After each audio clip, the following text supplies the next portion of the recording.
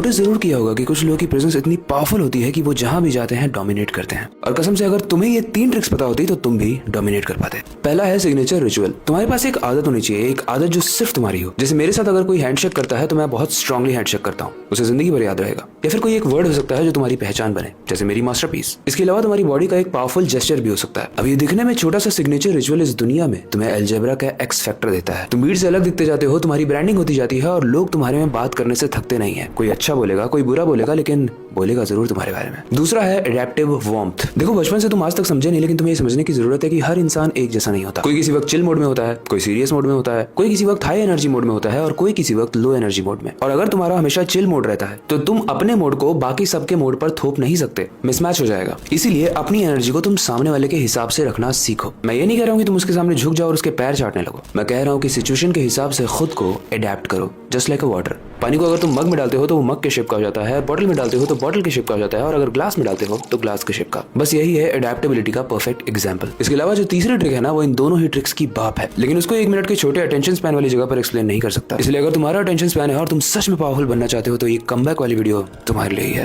मिलते हैं अगली वीडियो में।